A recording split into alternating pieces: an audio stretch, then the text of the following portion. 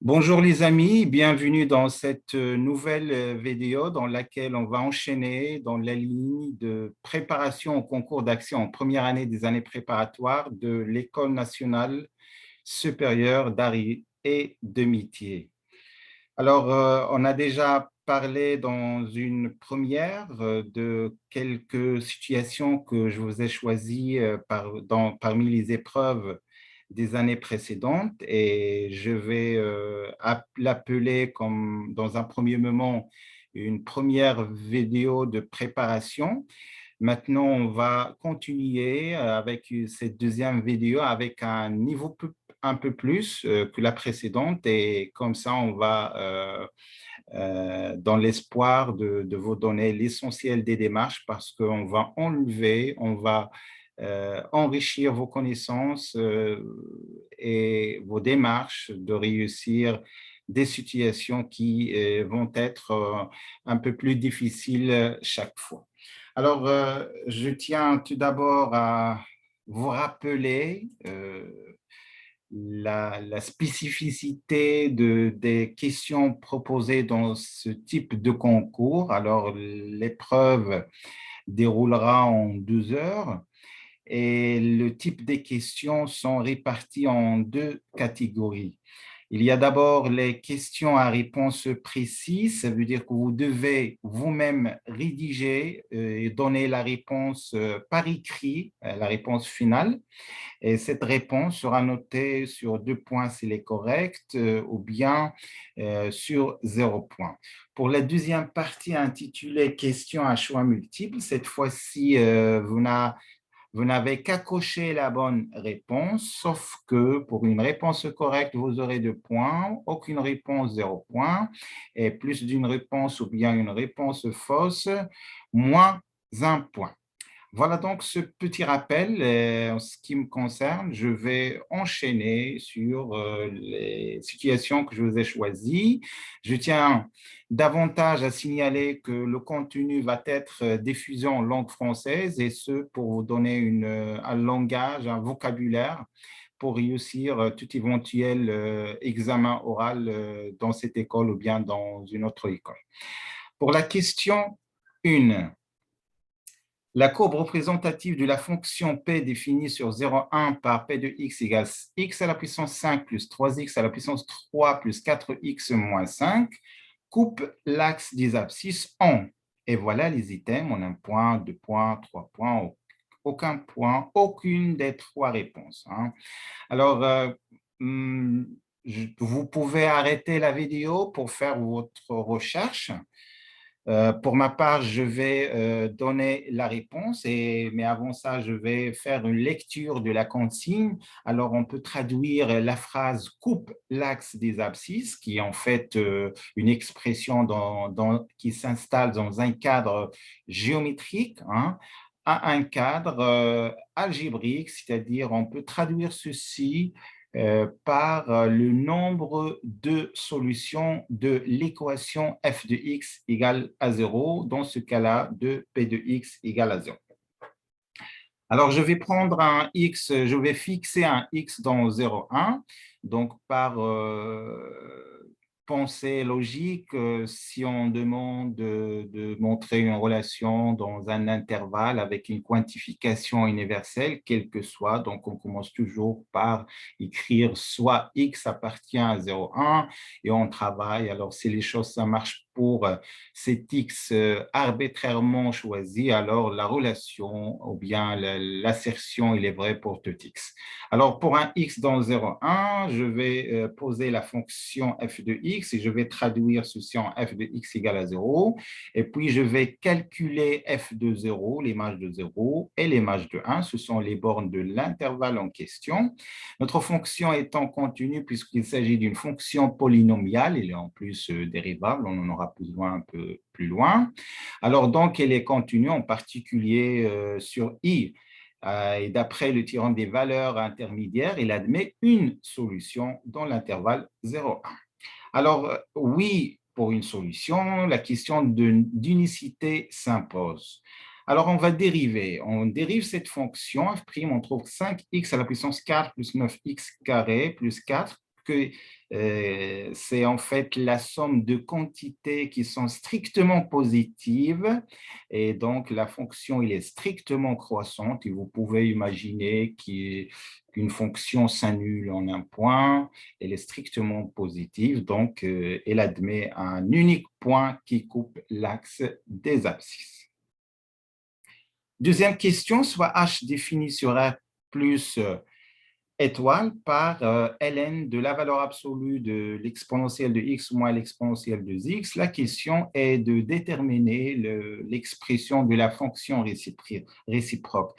Attention à une remarque, en général, parfois on pose seulement h moins 1 de x, c'est-à-dire pour écrire l'expression de la fonction réciproque, mais il faut attention, joindre le domaine de définition de cette fonction réciproque, même s'il n'est pas demandé dans la question, parce que ça n'a pas de sens de trouver une fonction sans préciser son domaine de définition. Alors, qu'est-ce que je vais vous proposer? Alors, soit x strictement positif, je vais essayer tout d'abord d'enlever le symbole de la valeur absolue. Alors, la quantité qui se trouve à l'intérieur, elle est négative. Elle est négative si x est strictement positif. Regardez, donc, on a Ex moins E de x strictement supérieur à 0. Souvent, j'aime bien travailler par un raisonnement par équivalence parce qu'il est moins coûteux et il est précis et direct. Regardez, par exemple, dans ce cas-là, je vais imposer à ce que cette quantité soit strictement positive. Et donc, par équivalence successive, je vais trouver x inférieur strictement à 0. Ça veut dire que cette quantité, elle est strictement positive, elle est équivaut à x strictement inférieur à 0. Or, notre x, elle est strictement positif, et donc, on peut bien passer à la négation de cette dernière proposition pour conclure qu'en fait, que l'exponentielle de x moins ex est une quantité qui est négative, et donc la valeur absolue est bien l'exponentielle de x moins ex. Voilà donc la première partie qui concerne enlever le symbole de la valeur absolue. Cette fois-ci, je vais résoudre l'équation y égale f de x avec x et l'inconnu. Hein.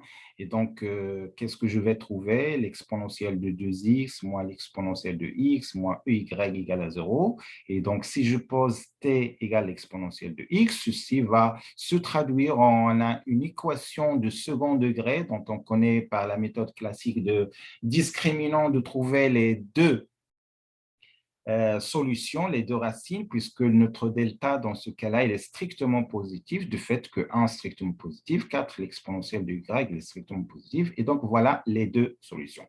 Sauf que j'en ai besoin que d'une seule solution. Alors, la même idée, je vais travailler avec ma méthode préférée, c'est-à-dire je vais directement prendre T2, hein, strictement inférieur à 0, je vais développer pour trouver l'exponentielle de y strictement positif, ce qui est vrai comme assertion. Donc, par équivalence, la première, il est également vrai. Alors, j'avais des doutes du fait que T2 elle est strictement négative. Donc, ce n'est pas la solution qui me concerne parce que j'ai posé T égale l'exponentielle de x et l'exponentielle, elle est positive. Finalement, regardez, h-1 de x égale ln de 1 plus racine de 1 plus 4 exponentielle moins ln de 2. Normalement, j'ai appliqué la formule ln de a sur b, c'est ln de a moins ln de b, pourvu que le AB sont strictement positifs, ce qui est le cas. Alors, petite remarque concernant ce domaine de définition. Quand est-ce que j'ai besoin de ceci, hein? Pour x appartient à 0 plus l'infini, je vous laisse découvrir que je ne peux pas réussir mes calculs sans que x appartient à l'intervalle 0 plus l'infini. Question suivante. Sur 0 plus l'infini, la fonction f définie par f de x égale la valeur absolue de x plus ln de x plus 1. Et maintenant, regardez, on doit cocher l'une des propositions. Alors, la première position, c'est toujours positive. Deuxième proposition, toujours négative. Et puis, la troisième proposition négative, puis positive. Et enfin, la dernière proposition positive puis négative. Alors, arrêtez la vidéo pour faire votre recherche.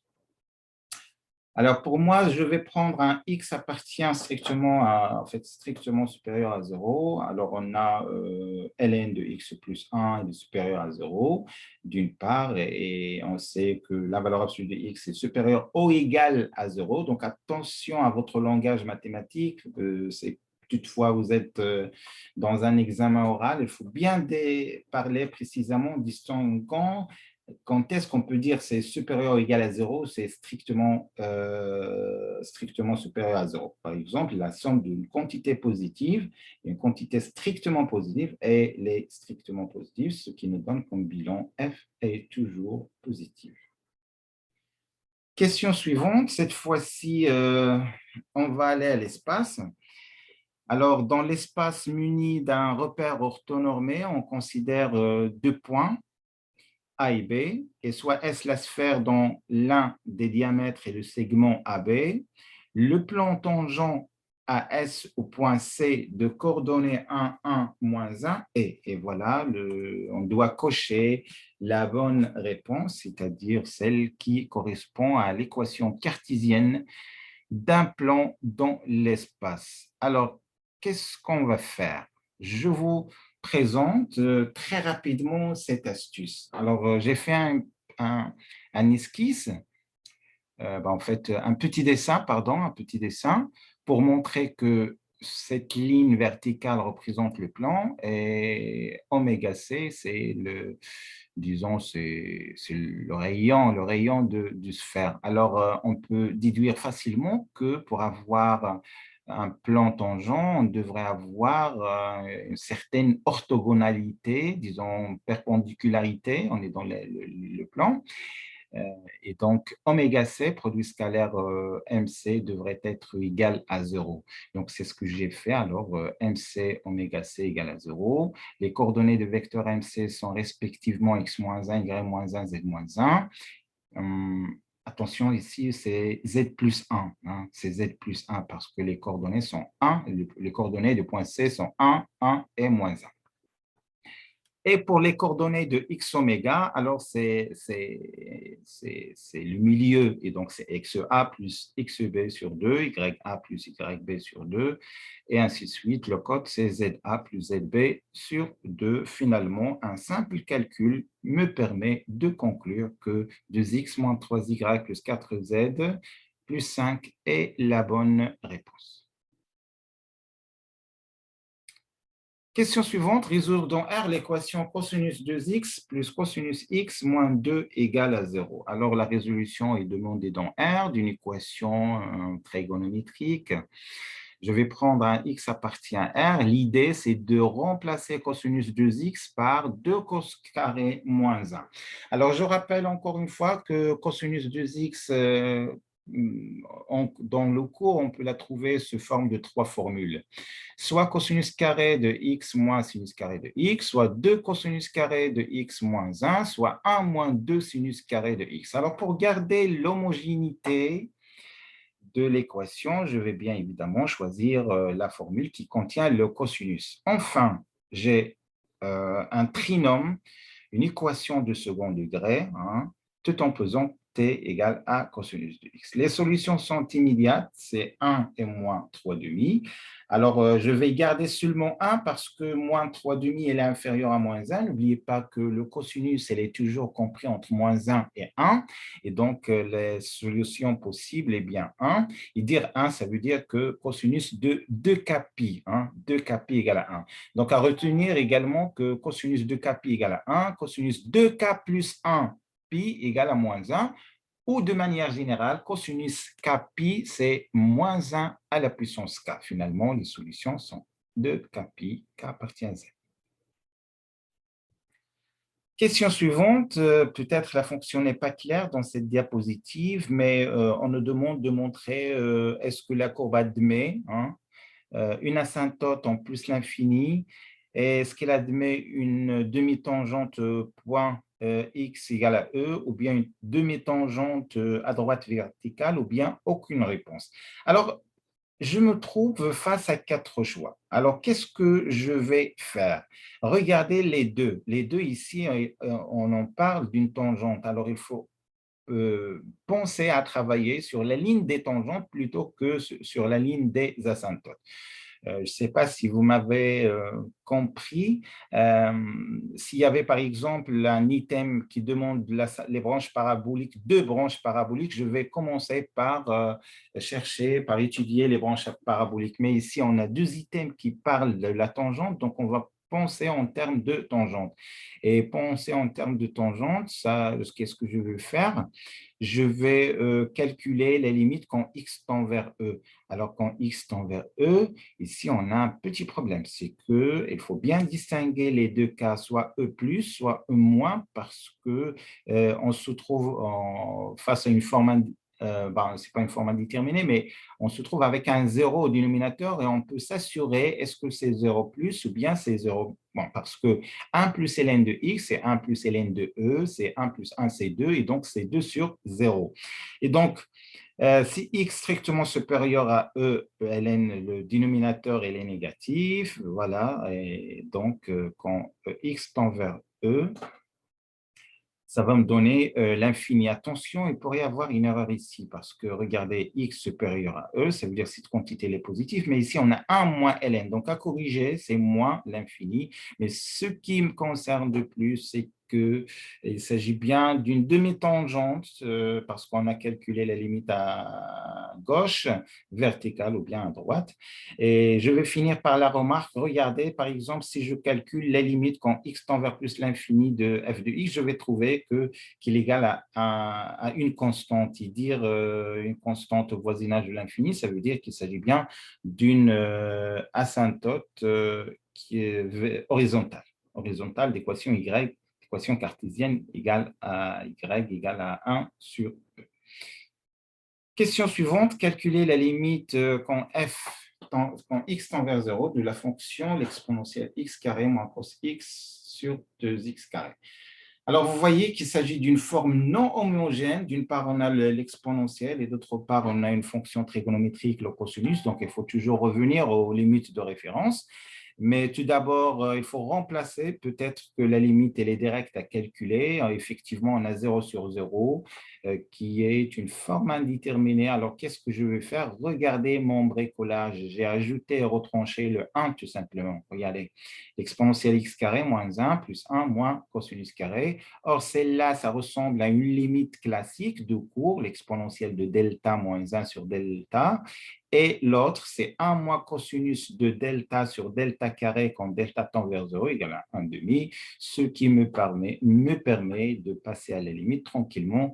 Mais souvenez-vous de cette technique, c'est très rapide, un petit bricolage, ajout et soustraction de 1, et puis séparer le dénominateur en deux parties. Donc, c'est très pratique comme technique. Question suivante, calculer l'intégrale L 0 pi demi de racine de sinus x sur racine de sinus x plus racine de cosinus x. Alors, je vous laisse chercher, mais ne perdez pas votre temps, c'est l'une des classiques. La démarche, il faut bien la retenir après cette vidéo. Regardez qu'est-ce que je vais faire. Alors, je vais procéder par un changement de la variable. Je vais poser petit t égale à pi demi moins x. Et ça veut dire que x égale à pi demi moins t. Alors, d de t, je dérive, c'est moins t de x. Si x égale à 0, hein, alors je remplace x par 0, je vais trouver que t égale à pi demi. Si x égale à pi demi, je vais remplacer x par pi demi, je vais trouver que t égale à 0. Donc, mon intégrale i égale à moins pi demi jusqu'à 0, sinus de pi demi moins t, et ainsi de suite, cosinus de pi demi moins t. Or, on peut utiliser le cercle trigonométrique pour conclure que sinus de pi demi moins alpha est bien cosinus alpha. Et de même pour les autres. Mais regardez, la chose étonnante, c'est que i, c'est exactement 0 pi demi racine de cosinus de x sur racine de cosinus de x plus racine de sinus x. Revenons à la situation. On a montré que L, qui égale à 0 pi demi racine de sinus x, hein, sur ce dénominateur, égale également à 0 pi demi racine de cosinus x sur le même dénominateur. Hein, c'est impressionnant. Et donc, je vais calculer 2 fois i, c'est i plus i, mais je vais d'une part utiliser l'expression en sinus et d'autre part utiliser l'expression en cosinus. De façon, quand je vais passer à la somme, je vais trouver que le même dénominateur, en fait, c'est la même quantité sur la même quantité, c'est-à-dire 0 et 1. Et donc, c'est l'intégrale de 0 à 0 p demi de 1 qui égale à P demi. Et finalement, 2i égale à P demi, ça veut dire que I égale à pi sur 4. Pi sur 4, ce n'est pas clair ici, mais c'est pi sur 4. C'est astucieux comme technique. Résoudre dans 0,2 pi au carré le système suivant. Alors, c'est un système qui est bizarre parce que ce n'est pas un système algébrique comme on a l'habitude de travailler, mais il s'agit de deux équations qui sont trigonométriques. En plus, ce n'est pas tout à fait clair parce que ça ne ressemble pas vraiment à la démarche classique. On a un bloc de cosinus et un autre bloc de sinus. Alors, il faut penser astucieusement. Regardez qu'est-ce que je vais faire. Alors, je vais m'arrêter un petit peu pour vous laisser le temps de faire votre recherche. 1, 2 et 3. Voilà. Donc, je vais tout simplement remplacer la racine de 2 par son expression ici. C'est-à-dire, racine de 2, je vais la remplacer par sinus x plus cosinus y. Regardez ce que ça donne. Après simplification, je vais trouver sinus x, cosinus x égale à 1 sur 2. Je vais multiplier par 2 pour écrire que c'est sinus 2x égale à 1. Sinus de 2x égale à 1, ça veut dire que 2x égale à pi demi plus 2k pi, ça veut dire finalement que x égale à pi sur 4 plus k pi. Donc, ce sont les solutions dans R, on a trouvé seulement x. Et il nous reste, d'abord, puisque les solutions sont demandées dans 0,2 pi, donc je vais passer à l'encadrement, ce que vous avez l'habitude de faire au tronc commun pour trouver la valeur de k. Dans ce cas-là, c'est k égale à 0 ou k égale à 1. Et x égale à pi sur 4 ou bien x égale à 5 pi sur 4. Attention, on vient juste de trouver le x, il nous reste le y. Je vais en profiter de la deuxième équation du système. Et donc, cosinus de 5 pi sur 4, par exemple, plus cosinus du y égale à racine de 2. Ça va me donner cosinus de y égale à racine de 2 sur 2 plus racine de 2. Et donc, c'est une quantité qui est strictement supérieure à 1. Donc, on ne peut pas trouver un y qui vérifie cette équation. Donc, on peut garder seulement la solution x égale à pi sur 4.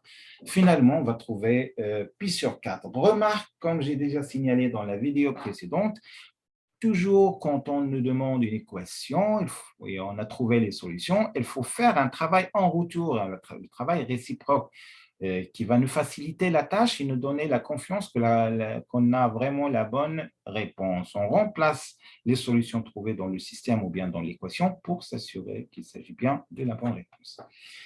Question suivante. Résoudre le système x carré moins y carré, ln de x moins ln de y égale. Alors, je me rappelle, lors d'un examen de baccalauréat, il y avait cette question dont malheureusement la majorité des élèves n'ont pas, non, en fait, ils n'ont pas l'habitude de travailler ce type de situation. Parce qu'en général, on nous demande de résoudre un système ou bien une équation, mais on ne précise pas l'intervalle de résolution. Et ça, vous savez que c'est très important. Alors, qu'est-ce qu'on va faire? Il faut déterminer le domaine de définition du système ou bien de l'équation. C'est ce qu'on va faire. Alors, on ne peut pas parler de ln de x, par exemple, et de ln de y sans que x soit strictement positif. Et donc, bien évidemment, le domaine de définition, ce serait 0 plus l'infini. ln de x moins ln de y, c'est classique. On utilise la relation de ln de a sur b, donc c'est ln de x sur y égale ln de e. Donc, x égale a 2y. Je vais remplacer dans la première équation pour trouver que y égale à 2, ou bien y égale à moins 2. Or, pour trouver également x égale à 4 ou x égale à moins 4. Je ne sais pas pourquoi j'ai supprimé les solutions négatives. Oui, parce que, attention, le domaine de définition de système nous interdit des valeurs négatives. C'est pourquoi j'ai gardé que la valeur absolue, la valeur positive de x, à savoir 4, 2. Et on peut s'assurer qu'effectivement, si on remplace x respectivement y par 2, on trouve qu'il satisfait le système. Question suivante. Calculer la limite de cette expression. Alors, j'ai l'impression qu'on a déjà travaillé ceci. Je vais voir. Oui, oui. On a déjà travaillé cette question. On a déjà travaillé cette question. Oui, voilà, donc c'est fini. Bien, donc voilà, je vous ai choisi ces questions. J'espère vous passer en étape 2 de préparation avec un niveau un peu plus élevé et dans les vidéos précédentes, on va aller dans ce sens. Merci de votre participation en échangeant vos remarques et vos recommandations. Si vous avez des remarques ou bien des suggestions, n'hésitez pas. Bonne continuation à tous et à toutes et à la prochaine vidéo.